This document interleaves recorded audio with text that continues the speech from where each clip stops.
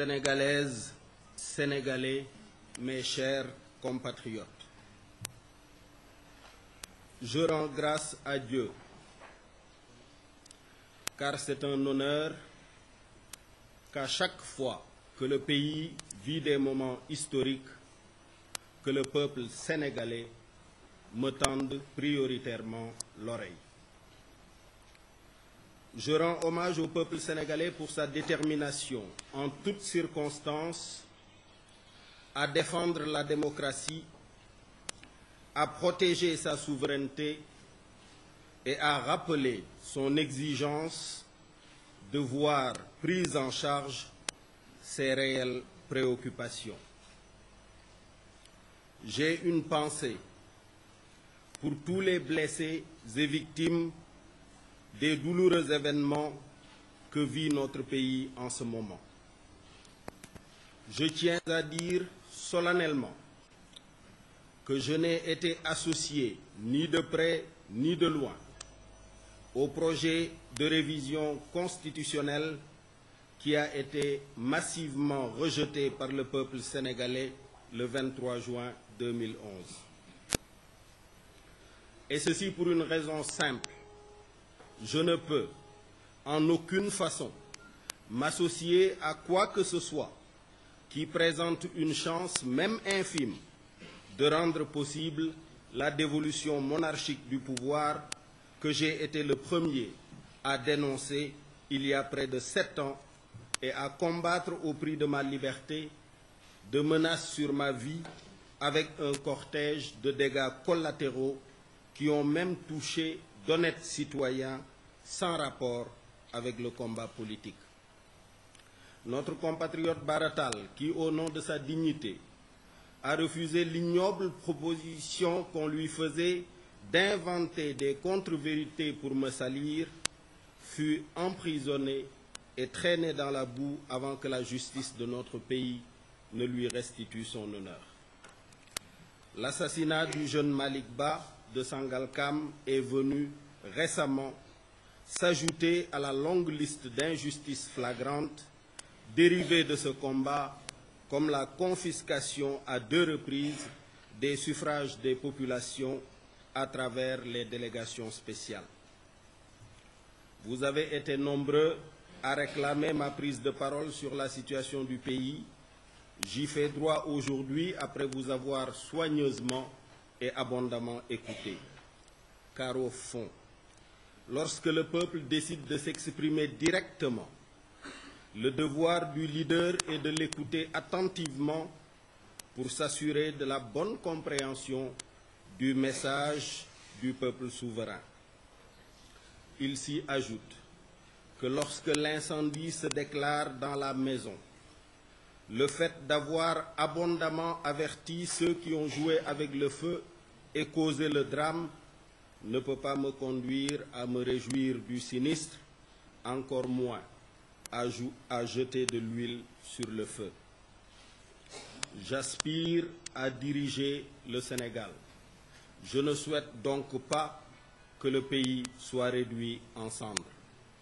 Je regrette que du fait de la surdité, de la cécité et de l'entêtement des autorités, le peuple ait fini par recourir à la violence pour se faire entendre. Il est alors impérieux que le président de la République comprenne le message du peuple et y réponde urgemment.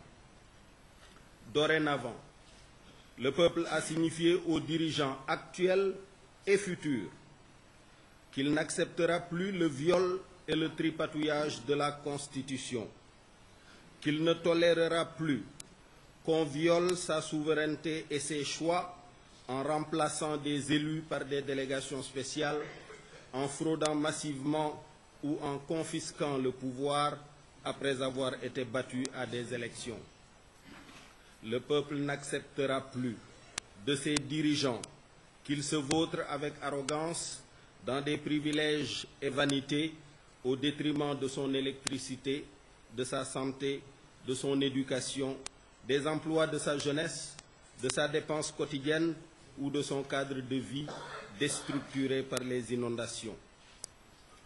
Je me réjouis aujourd'hui qu'au-delà de la lutte contre la dévolution monarchique du pouvoir, le mouvement du 23 juin s'oppose avec détermination à la candidature anticonstitutionnelle de Wade en 2012. Est-il nécessaire de rappeler ma position sur cette deuxième question, exprimée sans équivoque par la plume et la parole? Vous vous souvenez tous qu'en toute responsabilité, je suis allé dire à Wade en face, lors d'un comité directeur, que la Constitution du Sénégal lui interdisait de solliciter un troisième mandat. Mes positions et attitudes subséquentes à cette déclaration ont toujours été en parfaite cohérence avec cet engagement et le reste encore aujourd'hui. Comme résumé dans un communiqué de presse du 1er juin 2011, où je vous ai dit ceci: je dément formellement tout contact, direct ou indirect, avec Wade. Sa présence à la tête du Sénégal est devenue une calamité et un danger pour les populations, et je travaille exclusivement à son départ. Ce départ qui devra ouvrir à mes yeux l'ère d'un Sénégal nouveau, un Sénégal qui préserve sa tradition de se doter de dirigeants démocratiquement choisis au moyen d'élections libres et transparentes. Un Sénégal avec des institutions solides et stables, jouissant chacune de ses pleines prérogatives, sans soumission à l'exécutif. Un Sénégal où le calendrier républicain est stabilisé et respecté.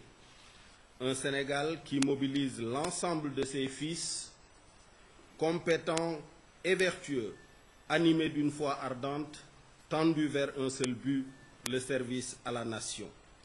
Je vous remercie et me soumets à vos questions. Mbokku Sénégal, maa ngi sant Yàlla mi ñu baaxe jataay bii, di ko sant ci cër bi mu ñu defal waa Sénégal defal ñu ko, te muy saa yu réew mi eggee ci ay tolluwaay ñu bari dékk ma nopp. loolu nag cër la wante yenn la, ndimbalu Yàlla dina ko maye, wante bañ a fowe sa kàddu bokk na ci. di wax ne maa ngi sargal askanu Sénégal ci fulla ak mat gi muy jëfandikoo jamono ju ne ngir aar àqam, ngir aar réewam, ngir aar démocratie. di massawu ñi nga xam ni jële nañu lor ci fitna ju rëy ji ñu yee ci réew mi ci jamono ji may wax ak yéen. di wax ni fitna ji li ko yëkkati ak ki ko yee umpul kenn ci Sénégal, wante li ñu war a gën a def suñu fulla mooy jublu ci li koy fay ak jublu ci liy defar Sénégal. li yee fitna ji lan la? mooy président de la République dafa jàpp ni moom moo war a seet ci xelum boppam tànn ci wéetaayu boppam ki koy wuutu. loolu nag daf ko yóbbe mu jël ñaari cër yoo xam ni moomu ci benn. dafa jël cëru Yàlla, jël cëru askan wi. ni mu jële cëru Yàlla mooy li ma for ci daara ji mooy nguur moom Yàlla koy joxe moo koy xañe. ñàkk cee gindiku rekk mooy yóbbe nit mu nekk njiitum réew taxaw ci kanamu àddina yépp ne diw de moom duma wuutu ci place bi te moom xamul ban àpp la ko fa yàlla àppal xamul itam ko koy wuutu kan lay doon. ñaareel bi mooy dafa jël cëru askan wi ndax li ma jàng ci démocratie mooy askanu Sénégal ñoo war a tànn ku leen di jiite. loolu nekkul ci loxoy kenn te kenn waru cee dugal loxoom kenn waru cee dugal xelam.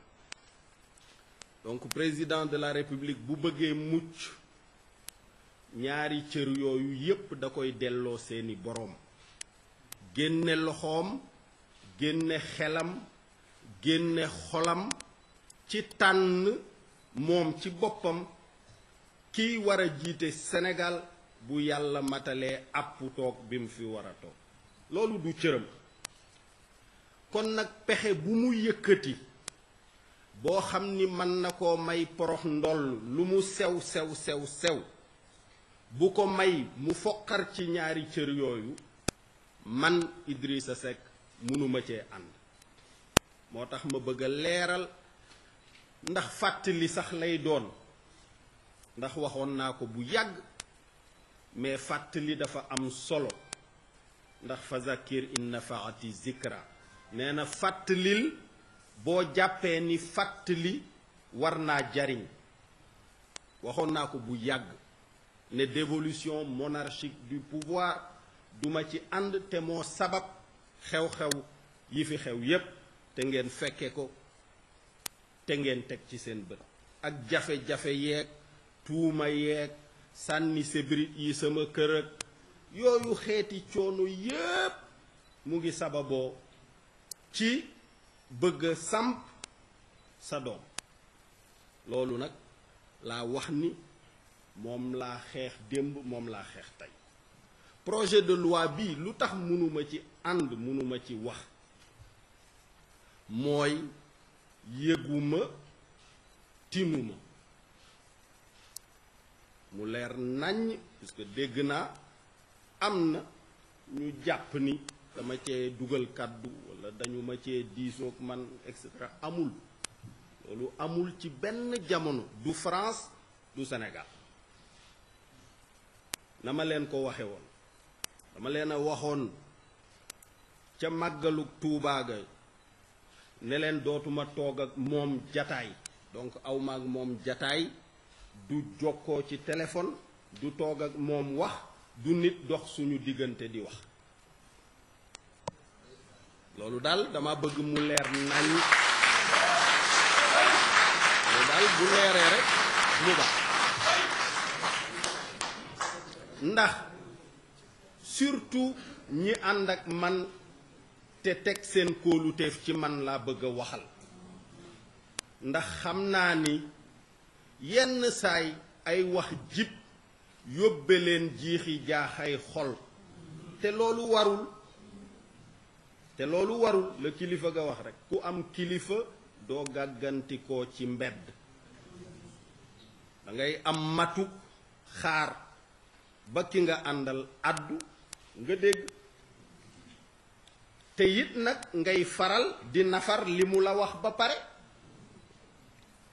comme baaxoowul di la wax muy deñ jàppal ca la mu la jot a wax ba gis leneen walla nga dégg leneen. li ma leen wax dafa leer dama ne ca màggal ga dootuma toog ak moom ci loolu laa nekk ba léegi dañul. ma teg ci bërki démboo njaay janvier 1er janvier